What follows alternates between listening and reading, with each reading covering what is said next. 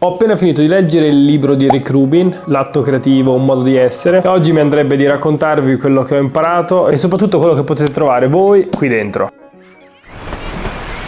Prima di tutto partiamo col dire chi è Rick Rubin. Sicuramente è un personaggio che anche molti di voi hanno già visto, senza magari capire bene che cosa faccia. È un produttore musicale che ha collaborato con tantissimi artisti legati a generi musicali diversi tra loro. Immaginate che ha collaborato con gli AC/DC, con i Metallica, fino ad arrivare a Shakira, a Jay-Z o addirittura a Giovanotti. Chi è molto legato all'hip hop come me, a un certo punto sicuramente è un viso che incontra soprattutto online, perché sono molto interessanti le interviste che fa. È stato tantissimi podcast e ogni volta che lo si sente parlare appare un po' come un monaco che in qualche modo ha decodificato la vita. Anche il suo modo di vestire fa trasparire questa cosa. I have no technical ability and I know nothing about music. So what are you being paid for? The confidence that I have in my taste and my ability to express what I feel has proven helpful for artists. E da quando ho visto che avrebbe pubblicato un libro sono sempre stato curioso e proprio durante le vacanze di Natale ho deciso di recuperarlo e di leggerlo completamente. Allora, come appare questo libro? Immaginate che è un libro di 370 pagine, che quindi sembra molto grande, ma in realtà all'interno troviamo la stessa semplicità che caratterizza la copertina, cioè sono piccoli capitoletti che a volte vengono alternati anche da frasi singole, come per esempio questa qui. Questo qui è un libro che si presenta come una sorta di sunto di tutto quello che Rick Rubin ha imparato negli anni, sia attraverso il suo viaggio personale ma anche collaborando con tantissimi artisti. Per raccontarvelo un po' mi piacerebbe iniziare dalla lettura della prima pagina, che è molto breve. Nulla in questo libro è dato per certo, sono riflessioni su quanto ho notato,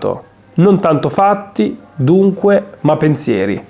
Alcune di queste idee potrebbero parlarti, altre no. Qualcuna potrebbe risvegliare in te una coscienza interiore che avevi dimenticato di avere. Tieni ciò che serve e lascia andare il resto.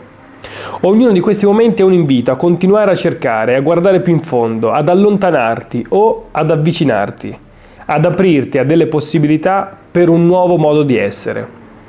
Ecco, io la prima cosa che ho notato leggendo questo libro è che non tutto era utile. Ogni persona che si avvicinerà a questo libro farà una sorta di cernita personale, sceglierà cosa potrebbe essere utile, soprattutto in quel momento, e lo dividerà da quello che ha già capito, magari che ha già applicato. Infatti è un libro non solo per creativi, che in qualche modo hanno già intrapreso una sorta di percorso atto a creare qualcosa, ma un libro per chiunque. Potrebbe leggerlo facilmente sia un pittore che un commercialista, fino ad arrivare a un imprenditore o un dentista. Chiunque potrebbe trovarci qualcosa di interessante all'interno. Adesso vi racconto in qualche modo qual è stata la mia percezione leggendolo. Immaginate che io mi sono comunque già cimentato in molti progetti nella mia vita e ho già fatto miei alcuni degli insegnamenti che si capiscono solo strada facendo, mettendo in qualche modo le mani in pasta, e molte delle cose che vengono scritte in questo libro le conoscevo già, e anzi a volte ho avuto anche la sensazione che alcune cose fossero molto scontate, e quindi leggere questa frase iniziale in cui in qualche modo mi veniva già detto dall'autore in sé: prendi quello che vuoi, lascia stare tutto il resto, mi aveva in qualche modo rassicurato. Ma sicuramente sono state molte le cose nuove che ho imparato leggendo questo libro, e proprio partendo dalla lettura di alcuni piccoli estratti mi andrebbe di commentarli insieme a voi, anche per farvi capire un po' poi com'è la struttura del libro. Uno dei primi consigli che mi è piaciuto leggere molto, che in qualche modo ha risuonato molto dentro di me, è stato questo qui: vivere la vita come artisti è una pratica, si è coinvolti nella pratica oppure no. Non ha senso dire che non sei capace. Sarebbe come dire: non sono capace di essere un monaco, o conduci una vita da monaco oppure no. Tendiamo a vedere l'opera dell'artista come il risultato, ma la vera opera dell'artista è un modo di essere nel mondo. Come vedete, le frasi sono molto lapidarie, ma in realtà nascondono secondo me molto che può essere interpretato. E mi è piaciuto molto questo pezzo qui perché mi ricordava che in qualche modo, no, la parola artista, che adesso viene sempre collegata un po' anche all'essere affermato da un punto di vista della fama e dell'economia, e in realtà è una pratica. Non è che in qualche modo ci si diventa, non è l'essere riconosciuto oppure il guadagnare da quello che fai a renderti artista, ma al contrario è vivere da tale, l'essere continuamente bombardati da idee che ci bussano alla testa e che in qualche modo vogliono trovare forma nella realtà, e noi siamo lì che possiamo traghettarle nella realtà o meno, e se non lo faremo noi lo farà qualcun altro al posto nostro, perché non siamo noi che creiamo le idee, secondo anche Rick Rubin, ma è l'universo che in qualche modo ce le manda, e in qualche modo come la pelle di un tamburo possiamo vibrare o meno. Se non lo faremo noi forse lo farà qualcun altro. Un'altra frase molto interessante è questa: la verità assoluta è che non sei mai solo quando crei arte. Sei in un dialogo costante con ciò che è e con ciò che è stato, e più riuscirai a sintonizzarti con questa discussione, meglio potrai servire l'opera che hai di fronte. Ecco, questo è un argomento molto importante secondo me, perché è necessario comprendere come tutto quello che facciamo è la continuazione di qualcosa che c'è già stato e che si può arrivare a creare qualcosa che sarà solo nel momento in cui si conosce ciò che ci ha preceduto. Questo qui è un concetto che viene spiegato molto bene anche nel Bosco Sacro di Eliot, cioè immaginate che tutta l'arte che ci ha preceduto sia in qualche modo un bosco che prende una nuova forma nel momento in cui spunta qualcosa di nuovo, e quindi tutto quello che c'è stato prima deve abituarsi, in qualche modo rimodellarsi al nuovo ecosistema. Anche questa frase qui mi ha fatto pensare molto: l'arte non viene fatta guardando l'orologio, ma può essere terminata in orario. Ecco, anche questa cosa qui secondo me è molto molto importante. Molto spesso gli artisti si ritrovano a dover creare aspettando una sorta di ispirazione che non sempre arriva, o che magari arriva ma che poi in qualche modo abbandona, ed è proprio lì che forse lascia il lavoro anche un po' da artigiano dell'artista, cioè si ha quell'idea, quell'ispirazione iniziale, ma poi diventa tutto tecnica, cioè stare lì, pensare, aggiustare, togliere, ma magari questo processo richiede tantissimo tempo, forse fin troppo. Ecco perché magari avere una scadenza può aiutare moltissimo, non perché l'arte abbia bisogno di uno schema fisso, ogni mese, ogni anno devo pubblicare qualcosa, ma perché è importante portare a termine le cose per farle esistere. Un altro insegnamento secondo me molto importante è questo qui: le uniche cose che possiamo controllare sono creare la nostra opera migliore, condividerla e iniziare la successiva senza guardarsi indietro. Una sensazione che molto spesso si vive nel momento in cui si fa qualcosa impegnandosi molto è rimanere avvinghiati ad essa, cioè in qualche modo l'opera d'arte inizia ad essere noi stessi, e quindi le critiche, oppure al contrario gli elogi, non sono più rivolti semplicemente all'opera ma magari anche a noi stessi. Ecco, questa cosa qui secondo me è molto sbagliata. Un altro insegnamento molto interessante secondo me è quello sull'assenza di competizione nella creazione artistica.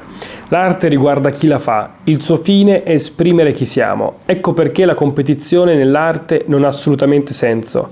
Ogni artista opera in un campo che è solamente suo. Tu ti stai dedicando all'opera che meglio ti rappresenta, un altro artista sta creando l'opera che meglio lo rappresenta. Metterle a confronto è assurdo. L'arte riguarda chi la sta creando e il contributo unico che l'opera e il suo autore potranno dare alla cultura. Un'altra che mi voglio ricordare è questa qui: alcune collaborazioni ricordano più una dittatura che una democrazia. Molto spesso ci si ritrova a dover, anche secondo me nel processo creativo, affidare a una sola persona la maggior parte delle decisioni, perché avere troppe voci in capitolo molto spesso rallenta il processo e in qualche modo crea un intervallo troppo grande dall'idea iniziale a poi la realizzazione di essa. Chiudo leggendovi la parte che forse mi ha più scosso, perché secondo me nella sua semplicità è molto molto vera, che è questa qui: se speri che la creazione artistica ti dia di che vivere, forse chiedi troppo. Noi creiamo in funzione dell'arte, non per quello che potremmo ottenerne. Non so per quale motivo, anzi forse lo so, ma sono veramente tanti e che in qualche modo si avvinghiano tra di loro. A un certo punto si inizia a pensare che quello che ci piace chiamare arte, che in qualche modo ci riesce, il nostro hobby, la nostra passione, ciò per cui siamo portati e talentuosi, debba in qualche modo anche diventare il nostro lavoro. E questa cosa qui è sbagliatissima, e io in primis ci casco molto spesso a pensare che in qualche modo il mio lavoro debba essere in futuro profondamente collegato con quello che faccio e che mi fa star bene, ciò che io chiamo la mia arte. Anche la storia ci racconta come più si è privi di quei doppi fini legati ai soldi e alla fama, e più la nostra arte sarà pura. Ci sono tantissimi personaggi che mi vengono in mente, come Melville, come Kafka, che facevano lavori completamente diversi da quello che era la scrittura, ma che poi si sono rivelati tra gli scrittori più importanti, più grandi della storia. Quindi questa frase qui: se speri che la creazione artistica ti dia di che vivere, forse chiedi troppo. C'è già tantissimo che l'arte e il poterci esprimere ci dà. Chiedere addirittura che diventi il nostro lavoro e che ci paghi le bollette forse è troppo. Chiudo dicendo che è stato molto bello leggerlo, perché per un periodo mi sono dedicato non al mezzo, non al fine, cioè non alla scrittura, non a ciò che ho scritto, ma a qualcosa che ancora prima, quindi non il mezzo, non il fine, ma forse all'inizio. Leggere questo libro è un po' come una lunga meditazione sulla creazione. Ci si ritrova per un attimo a essere una sorta di Dio che pensa prima di creare il mondo, indipendentemente poi da quello che diventerà il mondo, se il mondo conterrà il bene o il male, no, ancora prima. Mentre sfogliavo queste pagine ho avuto il tempo di pensare al perché mi piace così tanto creare, più che alle mie creazioni in sé e quello che voglio raggiungere con esse. Quindi ovviamente ve lo consiglio tantissimo. Se lo avete letto fatemi sapere nei commenti cosa ne pensate e ci vediamo al prossimo video.